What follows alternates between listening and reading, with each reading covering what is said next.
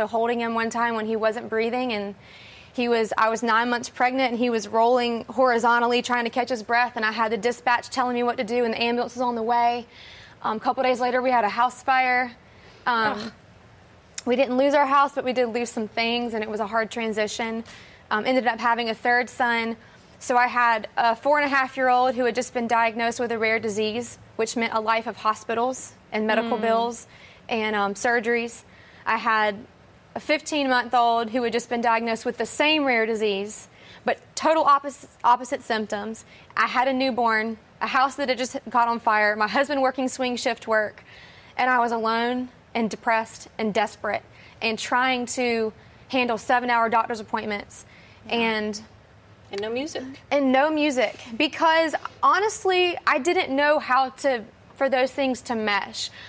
When I say like my day, waking up in the morning was the hardest thing I did, because when I put my feet on the floor, I knew it meant that I knew what stood before me in the day. Yeah. And I didn't feel like I had the strength to do it. So who had time to write? I mean, this was a couple years before I was singing in front of 10,000 people and riding around in golf carts and signing autographs and, living my dream. Yeah. And so now I'm administering medicines and, prepping for surgery, helping my kids through surgery, recovering surgery, 2 children at a time, driving to specialists, trying to keep them alive, trying to make our life somewhat social, and it was too hard. Yeah. A lot of people lean into music in those hard times, but I was numb. I was different, and I didn't process it like that. And so I really thought that my dream was done, and that my role now was to just keep my kids alive. And that was kind of at the end of the day, if my kids were alive, I'd pat myself on the back. Good job. I'd go to sleep anxiously, knowing what awaited me the next day. I would get up the next day and try to do it all over again. Sure. And that was my life for years. Just hearing that sounds so isolating. Yes. Mm-hmm. You don't have time for anyone to speak in life to you, because you are so focused on life or death situations consistently. And that's exactly what happened. We became isolated. And because it's an esophageal related disease, it's kind of hard to say, but it's called eosinophilic esophagitis, or you might see it as EOE for short. It's a food-related disease. So when you live in a society where everything revolves around food, we no longer knew how to have birthdays because they couldn't have birthday cake. We didn't know how to give cookies for Santa because they didn't eat cookies. So Santa got an avocado or whatever specific food they were allowed to eat at that time. Thanksgiving, we just kind of ate. One year, my son was eating, he was only drinking a medical formula, so he ate ice for every meal. Wow. So Thanksgiving was ice. What do you do when you have a son who cannot eat? Right. In a culture that is all about food centric. Yes. Right. What was the darkest moment for you where you realized that somehow God had to come into this?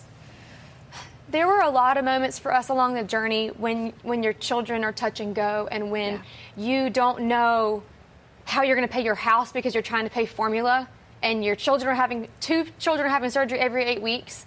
You never know how you're actually going to eat and keep your home. But I specifically remember the day that my second son was diagnosed. I remember it being a low point for me. And actually, the song Just Keep Living was written about that specific day. So when it talks about me being on my front porch in the song, that I was on my front porch when the doctor called with the results. And I remember feeling hopeless because we had just gone down that road with my older son, and I knew what his life was like, and I knew how much it had changed our life, and I knew what it meant if you live with a chronic illness for the rest of your life, something that it can only go away if God chooses to miraculously heal you, which I believe he can do and will if he wants to. Yes, amen. But I remember going, and now we have to do this times 2.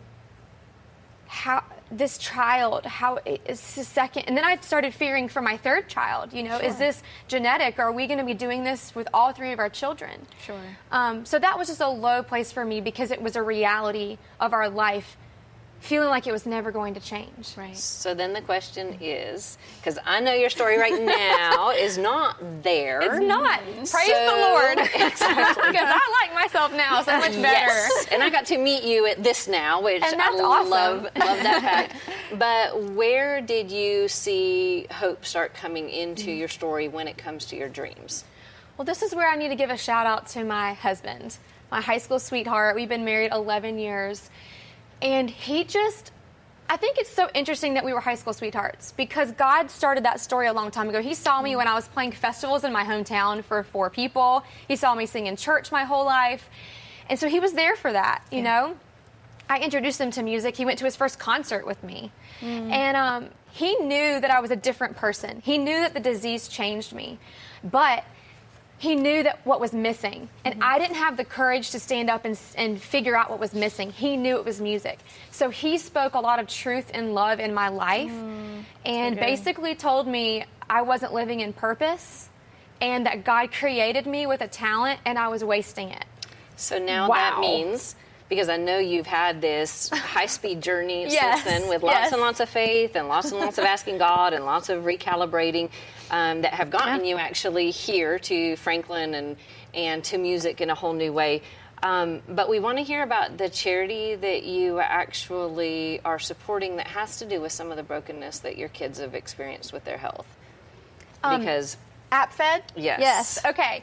So AppFed is a nonprofit organization that helps educate people about eosinophilic disorders. Wow. So EOE is one of the disorders. You don't just have to have the disease in your esophagus. You can have it in other areas of your GI tract. And so it's just kind of my mission to bring light to that organization so that people can be directed there. My hope is that other people who might be struggling with this disease can get diagnosed a lot sooner than us because we struggled for 4.5 years and almost lost our son a couple of times to things that we shouldn't have lost him over or, you know, had that. If you'd known. Right, if we'd known. And so I just want people to be directed to this appfed.org because they're so great about educating people about how to get diagnosed and how to support people that need the support. Love that. That is so huge. Please go check them out. And I love this, that Just Keep Living. Thank you for sharing your story, and that this is so much a part of your story, and that place of hopelessness, and then how hope and healing comes in when God just shines a light on that. So thank you. And you have brought a CD today as well. Yes. McKenna Hydrick, Ever After. And this is also part of our giveaway. So for those of you who go online, bloomtodaytv.com, and download the coaching tool for this week, you will also be able to get put in a drawing for the Ever After CD. And hopefully you'll be able to take this, but you can also go online and download this. And now, is the song on this one, or it's on this the new one? This is my CD from last year, and so Just Keep Living you can download on iTunes or Spotify or anywhere that music is sold. And then also my next EP will be coming out hopefully this fall, and it's called Wonder Woman, because I'm truly embracing this theory that through God I have a supernatural power called the Holy Spirit, who gives me the strength to do all of the things that life throws my way. So I truly feel like Wonder Woman with God's help. Well, and you're doing all of this with your music in the midst of still having the children with the same health problems. That's a good point. We're still having surgery every 8 weeks, but we've learned how to live in it and live with joy despite it and still pursue dreams. And so my dream is to show my children inspiration, how they are not going to be held back by their disability. Yes. And they're in your music video. They're in, and so is my husband. Yes, it's so awesome. He's the most handsome man that I could find to play my husband as the role. So, plus it saved money. And he's a wonderful guy. I've been very happy to get to meet him and see him around. He's the best. Yes. He's my #1 fan, and I think that's why this works. We're a team, and that's why it works. Because God has given you the different pieces you needed to be able to keep on living. Right. And he started that journey back when I was 14, and I saw him playing football and thought he was cute, you know, and that's when it started. So, I mean, hey, that's fantastic. You know, when high school sweethearts, oh my goodness. Yeah. Oh, you guys are so cute. It's not all, you know, roses. Of course. But I think it's cool to have that history so that as we go through so much together and as we go through trying to start this career in country music. You know where you've come from. Yes. He sees the whole picture. Yes. That's amazing. He knows the whole McKenna. He knows me from the whole 14 thing. on. Yeah. That's incredible. That's beautiful. So then, is there a moment where you felt yourself that you were finally blooming, you were finally coming out of that dark place and blooming in God's presence? Okay, so we've had this dream to move to Nashville for 7 years, and it literally took 7 years. Wow.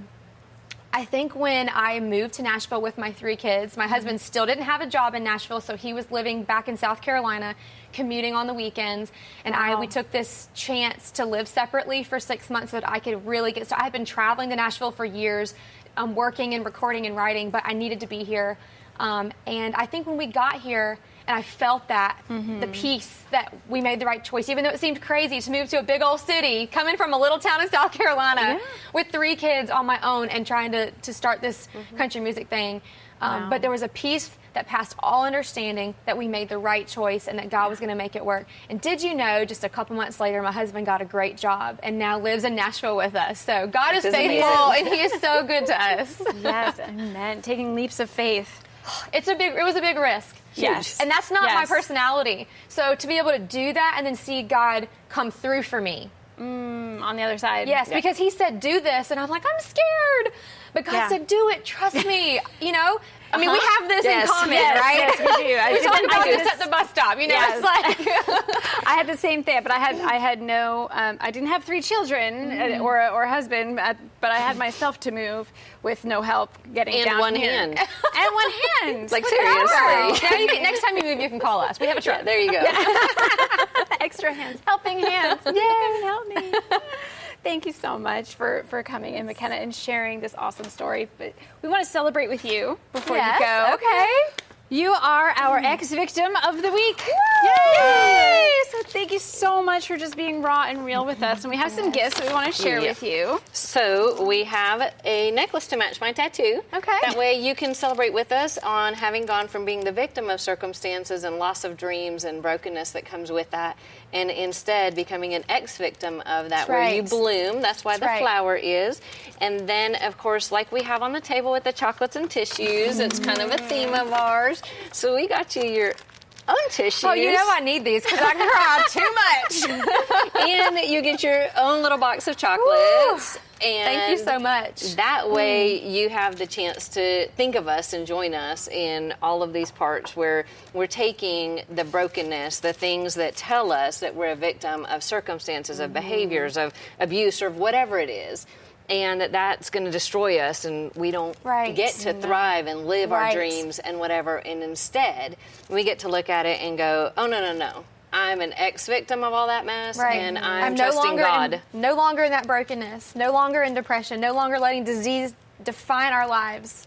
And that makes you an ex-victim with a bloom. That's why the flower's behind it. And so we just wanted to give you this as our little thank you for coming on here and helping give hope to other people, because our discussion on the show, our pieces are actually looking at the brokenness of the past, actually going there so you can use the fertilizer that is actually there's so much fertilizer in the past, isn't there? So that we can use that fertilizer to actually bloom today. A free PDF copy of the Bloom in the Dark book and a full list of Bloom Today's coaching tools can be found on bloomtodaytv.com. Then visit Bloom Today's Facebook group for deeper conversation.